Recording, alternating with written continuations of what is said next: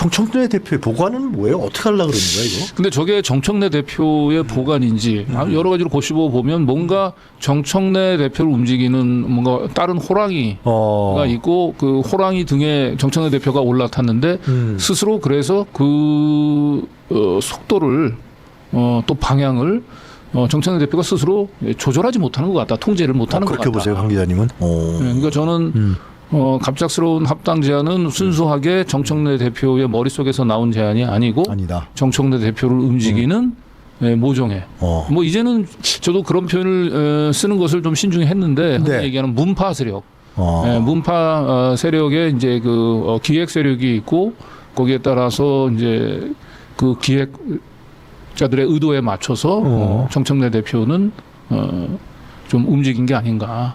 그런데 그 기획 세력을 정청래 대표가 사실은 이제 통제를 할 수 있는 상황은 아닌 것 같다. 그 정도예요. 어이고. 네, 그리고 뭐 정청래 대표가 이제 얘기했던 다시 계속 곱씹어 보게 되는 발언, 그 딴지가 민심의 척도다라고 하는 얘기. 어떻게 그렇게 됐어, 근데? 당 대표가 또 대통령도 계시고. 네. 그러니까 이제 정청래 대표 입장에서는 개인적으로는 본인이 아무래도 8월달 전당대회에 본인이 연임을 하고 싶어하는 건 뭐 거의 분명해 보이긴 하죠. 그런데 그리고 조국당하고의 합당이 분명히 연임에 도움이 되는 것은 맞아요. 그런데 저렇게 이 시점에 저렇게 갑작스러운 합당 제안이라고 하는 것이 정청래 대표한테 꼭 유리한 거냐? 아닐 수 있죠. 아니에요. 제가 보기에는. 그거 본인이 알 텐데. 그러니까 그런 정도의 전략적인 판단도 할 수 없는 분이라고 얘기한다면 사실 당 대표로서의 자격이 없는 거죠. 그런데 제가 볼 때는 저 갑작스러운 합당제는 그런 점에서 저는 단순히 정청래 대표의 개인적인 판단은 아닐 것 같다는 생각이 듭니다. 그럼 문파 세력이라면? 그러니까 뭐 흔히 뭐 뒤에 김어준, 뭐 양정철, 그다음에 그 양산에 있는 팀들. 그래서 사실 민주연구원장에 우리가 전혀 이상하지 못했던 이재용이라고 하는 사람이 임명이 됐는데 이재용은 사실 또 엄밀히 따져보면 정청래 대표의 사람이 아니에요. 민주연구원장 같은 경우는 사실 당 대표의 가장 신뢰하고 믿을 만한 사람을 봤는데 결국 그것도 민주연구원장도 결국 정청래 대표의 뒤에 있는 문파 기획 세력들의 작품이 아닌가 생각이 되고 어제 갑작스러운 합당 제안 발표도 저는 마찬가지라고 봅니다. 그러니까 그것도 전격적으로 한 것도 반대가 심할 거로 예상하고 그냥 치고 나간 거 아니에요, 그죠? 그렇죠. 조국은 또 같이 기자회견을 해줬고. 네, 해줬고. 그러니까 당연히 다 사전에 맞춰진 각본이 저는 있었을 거라고 보여집니다. 네. 그러면 그들은 지금 당내의 반발을 충분히 무마하면서 돌파할 수 있다 이런 판단을 하는 거네요. 당권을 쥐고 있으니까. 네, 그러니까 지금 민주당이 정청래 대표 혹은 정청래 대표를 뒤에서 추동하는 그런 기획 세력들에 의해서 점점 사당화돼 가고 있다. 그렇지 않으면 이런 중요한 합당 제안 발표를 이 최고위원들이 불과 20분 전에 알았다라고 하는 건 말이 안 되는 거예요. 말이 안 되는 통보받았다는 거지. 네, 뭐 공당이 아니고 아마 그 대기업에서 아무리 오너래도만 이런 식으로 할 수가 없죠. 발표는 안 할 거예요. 사전에 당연히 주요 임원들 불러서 자기 중요한 의사결정에 대해서 의견을 듣고 그리고 나서 오픈 발표하죠. 합당 조국하고 합당 제안에 대해서는 여러 가지 다른 생각이 있을 수 있어요. 그러나 조국당하고의 합당 필요성을 인정하는 분도 최고위원들조차도 사전에 전혀 상의하지 않고 일방적으로 이렇게 밀어붙이는 이런 방식의 합당 논의에 굉장히 놀랐을 거예요. 그렇지. 그래서 이거는 그동안의 정청래 대표에 대한 좀 판단을 좀 유보하고 있던 분들이 아마 이번 일을 계기로 많이 돌아섰을 거라고 봅니다. 당원들 여론은 좀 어때요? 좀 들으신 거 있습니까? 그러니까 당원들 가운데서도 이제 그 동안에 뭐 당원들 제가 뭐 한 분 한 분 만나볼 수는 없지만 뭐 문자도 많이 받아보셨을 거예요. 문자를 아니면 저희 실시간 채팅글에 이제 올라오는 걸 보면 이 정청래 대표 그 동안에 뭔가 정청래 대표에 대해서 약간 저희가 이제 좀 비판하는 그런 방송을 하게 되면 굉장히 좀 아니다. 아니다. 그런 분들이 있었어요. 저희 있었는데 그래서 그런 분들이 이제 판단 유보층들이었는데 판단 유보층들이 이게 설마 했던 게 사실이야라고 하면서 이제 정청래 대표의 본색 민낯을 이제 좀 발견하신 게 아닌가. 그래서 판단을 유보했던 층들은 많이 지금 돌아서고 있는 것 같아요. 그래서 사실 이거는 그래서 정청래 대표 입장에서는 본인 관점만 놓고 보면 정책 도움이 안 되는 이번에 그렇지. 저러다가 아웃되면 어떡하려고. 네, 그렇긴 한데 왜 그러면 하필이면 타이밍이 그때였냐라고 보면 저는 그거 궁금해요. 김민석 총리를 본격적으로 의식한 행보였다라고 보여져요. 그러니까 이미 단순히 8월 전당대회 때 당 대표를 누구냐 하느냐는 거를 넘어서 4년 후에 이제 그 대권까지 생각을 하면 일단 김민석 총리가 불과 한 일주일 정도 됐죠. 그 다음 이제 8월 전당대회에 대해서 본인이 생각이 있다라고 얘기를 했잖아요. 네. 예, 그리고 41년 만에 총리로서는 단독 방문을 미국을 부통령을 해서 만나 대단한 위상이 올라가는 거죠. 대단히 위상이 올라가는 상황이죠. 예, 그리고 얼마 전에 있었던 최고위원 보궐선거 때도 보면 사실상 이제 김민석 총리의 가장 측근이라고 일컬어지는 강덕구 의원이 최고 득표 했잖아요. 예. 이제 그런 것들이 어우러지면서 여기서 더 기세에 밀리면 안 되겠다라고 하는 판단을 했던 사람들이 예, 지금 우리 여론조사도 나왔잖아요. 서울시장 여론조사. 네. 그것도 많이 의심받고 있더라고요. 많이 의심받고 있죠. 그거를 JTBC나 MBC에서 계속 보도를 하고 있고. 네. 예. 그리고 그 어제도 저희가 이제 일부 이제 분석 보도를 했습니다마는 정청래 대표의 그 합당 제안이 있고 난 직후에 뉴스공장에서 설문조사가 준비가 됐어요. 근데 그 설문지가 작성된 시점이 1월 22일이더라고요. 예. 정청래 대표가 발표한 게 1월 22일이에요. 같은 날. 그래서 제가 이 설문지가 지금 언제 작성되는지 시간을 지금 이제 확인을 하려고 하는데. 그거 뭐 묘하네 아주. AI로 이렇게 돌려가지고 뭐 파이썬 뭐 프로그램들 이렇게 하면서 했는데 뭐 한때는 뭐 저희가 보니까 9시 한 50분쯤 발표를 했고 설문지 작성 시간이 한 10시 10분 이렇게 이제 보였는데 그거는 이제 부정확한. 그래서 좀 더 검증이 좀 필요해요. 네. 그래서 만약에 근데 이제 이 정청래 대표가 거의 발표하자마자 이제 뉴스 공장에서 그런 설문조사가 바로 발표되자마자 이렇게 시작이 됐다고 얘기한다면 사전에 각본이 있었던 거죠. 알았단 얘기네. 사전에 알았던 거죠. 그리고 거꾸로 보면 또 뉴스공장의 정례 그 여론조사가 있거든요. 그 월요일마다 하지 않아요? 월요일마다 발표를 해요. 맞아요. 발표를 하고 주말에 정례 여론조사를 위해서는 목요일날 설문지가 만들어져야 돼요. 프로세스상. 네, 그런데 정청래 대표가 목요일날 발표를 했잖아요. 예. 그러니까 타이밍이 거꾸로 이런 그 정례 뉴스공장의 정례 여론조사에 맞춰져서 발표가 됐을 수도 있겠다. 아이고. 그러니까 분명히 이게 전격적으로 발표하면 당내에 찬반 여론이 있을 거고, 그럼 찬반 여론을 이런 정례 여론조사를 통해 가지고 압도적인 찬성 여론으로 여론몰이를 하면서 반대 여론을 잠재우려고 했었던 그 치밀한 사전 기획이 있었던 게 아닌가 이런 의심이 돼요. 통상적으로는 이제 전격 발표를 했으니까 주말 지나고 이번 주 정도에 그렇죠. 여론을 좀 보는 것이 맞겠죠. 그렇죠. 그 충분히 찬반 양쪽에 이제 그 뭐 공박들이 오고 가는 것들을 보면서 차분하게 생각을 정리할 시간을 줘야 되잖아요. 그렇지. 그리고 나서 여론조사를 하는 게 맞는데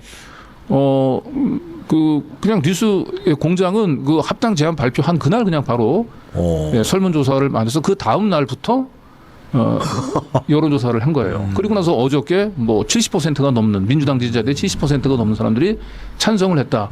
이걸로 정청래 대표의 전격적인 합당 제안에 대한 모든 반대 여론을 다 그냥 무마시키려고 시도를 한 건데 그건 매우 저희가 의심스러워요. 김민석 총리 여론조사는 언제 한 거예요, 그거는? 그것도 김 총리가 하지 말라고 그러는데도. 네, 그거는 이제 별도의 이제 뭐 이제 지방 선거를 앞두고 이제 여론조사. 그 별도에. 네, 그래서 첫 회를 이제 했다는 건데 뭐 그것도 한 일주일 전부터는 계획이 됐다고 봐야 되겠죠. 이미 그때는 충분히 뭐 김민석 총리가 나는 여론조사에서 빼달라고 얘기한 걸 알고 있었을 텐데. 공문도 보냈다 그러더라고요. 네. 근데 딱 공교롭게 합당 제안 발표한 그날 당내에서는 굉장히 뜨거운 논란이 벌어졌는데 바로 그 다음날 김어준 씨가 나와서 굉장히 장시간 동안 정청래 대표의 합당 제안의 필요성, 불가피성에 대해서 적극적으로 쉴드를 하고 예. 그러면서 김민석 총리는 서울시장 후보로 본인 뜻과 무관하게 띄우고 네. 그러니까 이런 것들이 단순히 이제 우연이겠냐. 그래서 제가 다시 얘기하지만 전격적인 합당 제안은 정청래 대표의 개인적인 결정이라기보다는 그 뒤에 있는 뭔가 기획 세력들의 치밀한 각본이 있었을 가능성이 의심이 된다. 그럼 공식 사과하기 어렵겠네요. 그것도 기획 세력들이 판단하겠죠.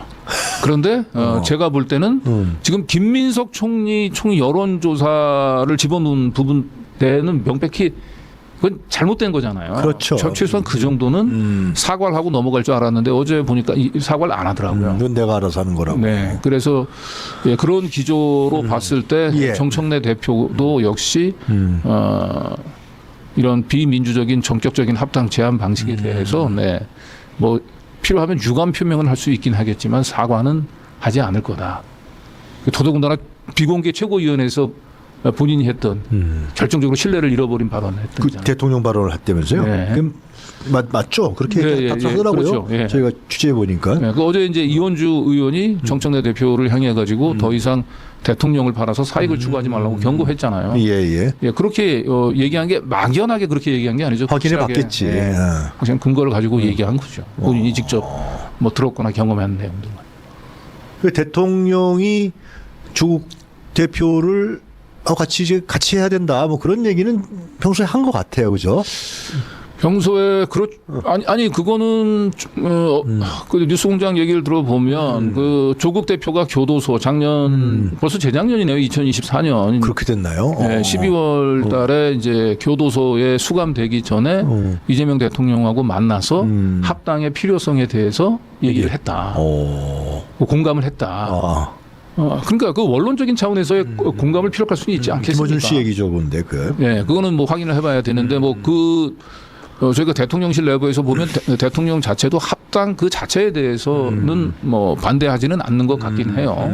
워낙 지금 이제 조국 혁신당이 뭐 쇄빙선 한다고 밖에 나와서 굉장히 그 좀 혼선을 주는 그런 돌출 행동들을 많이 하잖아요. 그러면 차라리 그냥 조국 혁신당은 뭐 그냥 합당을 해서 같이 가고 그렇게 해서 조국 혁신당의 이제 돌출 행동을 통제를 하고 차라리 그 빈 공간은 정말 제대로 된 진보 정당들이 설 자리를 그걸 마련해 주는 게 좋지 않겠냐. 이게 아마 대통령의 생각인 것 같아요. 조국 혁신당은 사실 뭔가 새로운 가치를 지향하는 진보 정당은 아니잖아요. 아니지. 그냥 조국이라고 하는 한 일인의 팬덤에 기초한 팬덤 정당이잖아요. 그러니까 그 조국 혁신당이 지금 이제 양당 정치의 폐해를 극복하기 위한 새로운 가치를 지닌 정당이라고 보기는 좀 어렵죠. 맞아요. 그리고 정의당은 이미 실패한 정당이고 그러면 정말 제대로 된 지향성을 가진 진보 정당이 필요하긴 하거든요. 그런 차원의 그 룸을 열어주기 위해서는 사실 조국 혁신당을 민주당과 차라리 합당하고 그런 그런 부분에 있어서는 대통령도 같은 생각을 가지고 있는 것 같아요. 합당에 대해서. 그런 합당 시기나 절차나 어떻게 할 것인가에 대해서는 완전히 그냥. 그렇죠. 그러니까 정치 공학적 차원에서 고민은 아닌 것 같고요. 이재명 대통령은 합당을 얘기한다면 아까 얘기했던 대로 새로운 가치 지향을 가진 진보 정당에 들어설 그래서 정치의 다양성을 확보하기 위한 양당 정치의 폐해도 극복하고. 그래서 정 대표가 그걸 알고서 이 성과는 내가 해야겠다. 내 결과를 만들어야 되겠다. 그런 부분들을 플러스됐다는 얘기도 나오더라고요. 그러니까 대통령의 그런 생각을 가지고 그런 생각을 뒷받침하기 위한 목적에서 얘기했다면 뭐 모르겠는데 그게 아니고 대통령의 그런 생각들을 오히려 본인의 당대표 연임을 위한 사익을 추구하는 데 이용했다. 이게 이제 지금 분노 지점인 거죠. 그렇죠. 정리 잘하셨어요. 그런 생각을 알고서 내가 이제 당권을 더 쥐기 위한 하나의 사익적 성격으로서 이걸 활용하고 이용했다. 그래서 터트린 거다. 내가 알아서 시기와. 그런데 제가 볼 땐 그거는 정청래 대표가 독단적으로 결정을 한 게 아니라고 저는 보여집니다. 참 하여튼 복잡하네. 왜 그렇지? 정치는 어려워서 잘 모르겠어 우리. 지네들끼리 하니까. 그러니까 정치를 그네들끼리 그러니까 그들만의 리그로 자꾸 바꿔고 그게 뭐 정답인 것처럼. 글쎄 말이에요. 뭐 이재명 대통령이 얘기하잖아요. 정치는 정치인이 하는 것 같지만 결국은 국민이 하는 거다. 국민이 하는 거라고 얘기하는데 바로 그런 부분들. 그러니까 당원 주권을 정청래 대표가 굉장히 강조하지만 실질적인 이 당원 주권에 대한 이해가 안 돼 있어요. 그러니까 주요한 결정은 우리가 하는 거고 당원들은 어차피 여론전을 통해 가지고 선전선동 통해서 우리 결정을 지지하게 만들면 된다. 그런 그러니까 생각을 갖고 있는 거예요. 그런 생각을 가지고 있는 거죠. 그러니까 거수기로 생각하고 있는 거죠. 당원들을.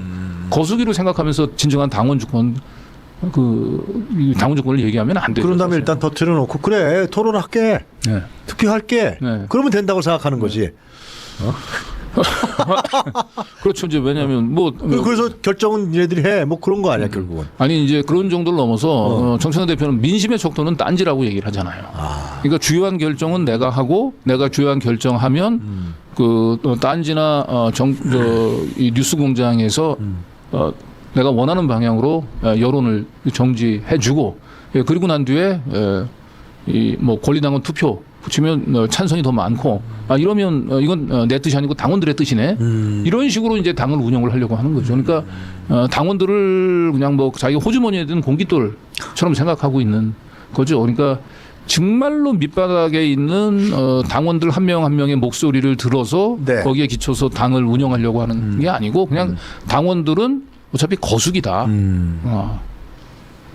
자 그럼 이거 어떻게 진행되겠습니까? 일단 하여튼 뭐 이번 주말까지는 이해찬 전 총리에 대한 장례 기간, 애도 기간이니까 벌써 주말 뭐 금요일 정도부터 이제 슬슬 또 얘기가 나오기 시작하겠죠. 토요일 날인가 금요일 날 발인이라 그러니까. 그러면 이게 다시 또 불거질 텐데 이게 그럼 밑에서 지금 뭐 물밑 작업들이 막 이루어질 거 아닙니까?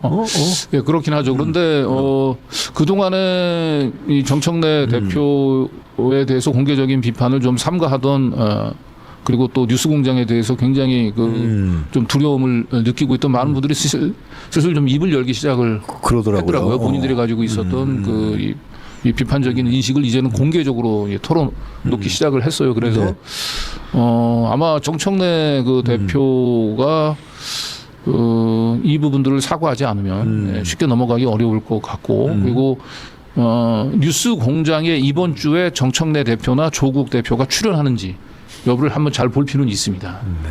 지난주에 이제 뉴스공장에서 그 정청래 대표의 결정을 쉴드를 치면서 다음 주부터는 정청래 그리고 조국 두 분을 모셔가지고 합당에 대한 의견을 한번 들어보겠다. 그랬어요? 그렇게 얘기를 했거든요. 근데 뭐 이해찬 총리 거기 상주하고 있다 그러는데 거기 출연할까? 쉽지는 않겠죠. 어쨌든 근데 일단은 뭐 오늘 제가 이제 방송을 제가 뉴스공장을 이제 꼼꼼히 모니터링하기로 생각하고 왜냐하면 어딘가 이분들을 좀 견제를 하긴 해야 되겠더라고요. 이상호 기자가 또 얘기는 많이 하더라고요. 네. 그래서 뭐 나는 그냥 뭐 우리 방송에 잘 만들면 되지라고 뭐 이렇게 또 이게 불러주시는 데 있으면 내 생각을 얘기하면 되지라고 생각을 했는데 이제 김어준 이 저 뉴스공장 부분들에 대해서는 일정한 견제가 지금은 필요하겠다는 생각을 보는데 오늘은 보니까 약간 좀 호흡 조절을 하는 것 같아요. 합당에 대해서는 사실 일체 얘기를 꺼내지 않고 있고 주로 이제 그 외신 문제를 좀 다루던데 그만큼 지금 여론이 심상치 않게 본인들이 예상했던 것과 다르게 워낙 좀 거센 반대 여론이 일고 있다는 걸 좀 의식을 한 게 아닌가 싶습니다. 아니 그러니까 하여튼간에 뭐 그래도 문제가 돼요. 하여튼 뭐 여론전을 펼쳐왔고 당권도 갖고 있으니까 그래서 하여튼 통과시켜서 합당을 하기로 했다. 그 당이 무슨 당이 되겠어? 이러한 격렬한 반대와 공론 과정이 없이 이렇게 두 달 만에 그 당은 무슨 당이 되겠습니까? 그 민주당 망하는 길입니다. 망하는 길이죠. 그러니까 사실은 합당은 사실 이제 축복 속에서 그럼요. 출범을 해야 되거든요. 근데 이렇게 처음 출당하는 거 아니에요? 예를 들면은 흡수 합당은 안 하겠다는 거예요. 조국 당에서. 그렇죠. 흡수 합당은 안 하겠다는 거야. 아니 조국 혁신당 입장에서는 지금 민주당이 좀 몸이 달아서 저렇게 나오는데 그렇지. 뭐 굳이 자기네가 거기 페이스에 말릴 필요 없잖아요. 몸값 올리는 거지. 그렇죠. 그러니까 조국은 뒤로 빠지고 그 누구지 원내대표 서왕진 그 양반이 앞에 나섰어. 그렇죠. 조국은 뭐 한 얘기가 있어서 그런지 하여튼간에 그래갖고 안 해 니네들랑 니네부터 정리해 이렇게 나오는 거야. 그러니까 이게 협상의 기술 측면에서도 보면 저런 식으로 그 민주당이 그 약간 애걸하듯이 이렇게 조국 혁신당과의 합당을 논의를 할 필요가 없는 거거든요. 근데 지금 상황은 굉장히 민주당이 다급해졌고 조국 혁신당은 느긋해도 돼요. 그리고 만약에 이제 이 합당 논의가 지지부진하거나 아니면 이게 만약에 무산이 된다고 얘기한다면 정청래 대표는 리더십에 지방선거를 앞두고 엄청난 상처를 받을 겁니다. 정치 생명이 아주 위태로워집니다. 네, 그러니까 어떻게 해서든지 조국 혁신당하고의 합당을 성사시켜야 되고 조국당은 이걸 잘 아니까 충분히 사전에 자신들의 요구를 이제 관철시키려고 하겠죠. 저게 흡수합당 안 된다 그러면 기존에 우리 보면은 전당대회 열어서 신당 창당식을 해야 돼요. 그럼 지도부를 다시 뽑아요. 어디 체육관에 모여서 그래서 막 세레머니 하고 난리 납니다. 지도부 다시 뽑고. 야. 그럼 그 지도부에서 뽑힌 지도부에서 지방선거 공천을 진행하는 거겠지. 그러니까 과연 그게 지금 뭐 조국당하고의 이제 합당하면 외연도 커지고 뭐 좋은 거 아니야? 뭐 조국당하고 뭐 크게 가치 지향도 다른 것 같지 않은데 이렇게 막연히 생각하시는 분들도 이게 합당 논의가 진행이 되면 될수록 이제 이거 이상하네. 뭐야 이제 이런 생각들이 많을 겁니다. 대통령 뜻은 아니라 그러는데. 그러니까 이게 대통령 뜻이다 아니다 그거 갖고 논란 벌이고 논쟁 벌일 사안이 아니에요. 그렇지 않아요? 그렇죠. 그리고 대통령도 이렇게 당 대표가 독단적으로 이렇게 그 제안하는 방식의 합당을 설마 찬성하겠습니까? 그분 스타일상 전혀 아닌 거고 지금. 이재명 대통령 같은 경우는 반대 여론들을 듣고 설득을 시키려고 하잖아요. 그런데 정청래 대표는 이 반대 여론은 이 선과 악으로 구분을 해가지고 악이에요. 반대는 돌파. 악으로 생각한다고. 그러니까 그건 진압해야 될 적으로 규정을 하는 거예요. 반대 여론은 설득의 대상이 아니고 경청과 설득의 대상이 아니고 무시와 진압의 대상이 적으로 생각하고 있는 거예요. 아니 뭐 믿는 게 있나 보지 뭐. 그러니까 믿는 게 결국 정청래 팬덤과 사실 뭐 김어준 팬덤인 거죠. 그리고 지금 지방선거 뭐 승리를 위해서 그 여론조사 한번 2% 3% 나오는 조국 혁신당과의 합당이 너무나 지금 뭐 다급하다, 시급하다 이렇게 생각하는 사람들이 지금 없잖아요. 하나도 없죠. 하나도 없어요. 그런데 조국 혁신당은 아마 2% 3% 여론 그 지지율을 가지고 굉장히 비싸게 팔아먹을 거예요. 그리고 노골적으로 사실 이제 곧 본인들의 본색을 다시 속내를 드러낼 겁니다. 그러면 그럴수록 이제 민주당 내에서 그럼 합당 좋은 거 아니야라고 막연히 생각하던 분들이 돌아서기 시작할 거예요. 그 어떻게 이제 설득을 할 건지. 제가 보기에는 앞으로의 시간은 제가 보기에는 정청래나 김어준 씨한테 별로 유리해 보이진 않아요. 근데 문제는 이제 대통령 입장에 봤을 때 지금 할 일이 엄청나게 많잖아요. 네, 맞아요. 광주 전남 통합 그 특별법도 통과시켜야 되지. 민생 법안도 있지. 그리고 지금 이제 내일 이제 김건희가 선고 나오지만은 그 2월 19일 날 어떻게 나올지 그건 두고 봐야 됩니다. 이런 사법적인 문제도 걸려 있지. 그런데 이거 갖고서 당이 힘을 모아서 좀 받쳐주고 해야 되는데. 그래서 아마도 지난해 연말서부터 제가 얘기하지만 이제 이재명 대통령이나 이제 뭐 김인석 총리가 뭔가 이 전국의 그 주도권 이니셔티브를 이제 대통령과 총리를 중심으로 이게 줘야 되겠다는 생각을 하고 있는 것 같아요. 그래서 그동안 이제 민주당 정청래 대표한테 충분한 기회를 줬는데 외려 혼란만 부추기고 뭔가 민주당 그 정청래 대표 자체로 뭔가 무슨 뭐 개혁 입법을 뭐 주도한 것도 없고 뭐 또 당내 무슨 통합의 리더십을 발휘하는 것도 아니고 없어. 없어. 그래놓고 그 공은 자기가 다 가져가려고 그래. 그렇죠. 그렇기 때문에 아마도 이제 합당 논의가 글쎄 얼마나 이제 그 뭐 원활하게 진행이 될지는 모르겠는데 이런 문제 때문에 아마도 대통령이나 또 총리가 요즘 또 사실상 굉장히 열심히 공개적으로 아주 활발해요. 활발하게 지금 그 대통령이 오케이 하지 않으면 움직일 수 없는 겁니다. 그런 거죠. 2인자인데. 그래. 그러니까 아마 그럴수록 정청래 대표나 아니면 정청래 대표 뒤에 있는 이 문파 기획 세력들이 점점 아마 다급해지긴 할 거예요. 근데 사실 지방선거, 집권 여당이 지방선거에서 이기는 건 이렇게 조국당하고의 합당이나 이런 정치 공학이 아니고 뭔가 그 개혁 아젠다나 개혁 입법에서 성과를 내고 그걸로 민심을 얻을 생각을 해야 되거든요. 지방선거 공천 문제 이거 개혁하자 이렇게 치고 나와야지 지금. 그러니까. 근데 아니 그냥 눈에 힘을 주면서 지방선거에 이기려면 조국 혁신당하고 합당이 필요하다. 같이 갑시다. 지금 이 시점에. 아니 그렇게 그 조국 혁신당하고의 합당 안 되면 지금 지방선거에서 승리를 할 수 없을 만큼 지금 민주당 사람이 그렇게 다급합니까? 이해찬 총리 같은 분이 있었으면 살아계셨다면 아마 달라지지. 그러지 말아라. 좀 불러가지고 좀 경고도 좀 하고. 글쎄. 그런데 이제 그런 지금 이제 그럴 만한 지금 어른이 없어요. 없어. 어른이 없어요. 없어. 당내에 어른이 없어. 그게 좀 어렵습니다. 아주 안타까운 대목입니다. 거기 상주를 5일 동안 한다 그러니까 좀 말씀을 좀 저승에 가신 분의 말씀을 좀 들었으면 좋겠네. 그러니까요. 그 본인이 막 상주를 가서 맡아서 얘기한다고 마침 무슨 저기 이해찬 대표가 살아계시면 과연 이 시점에 정청래 대표한테 뭐라고 얘기할지를 본인이 좀 되새겨 봤으면 좋겠어요.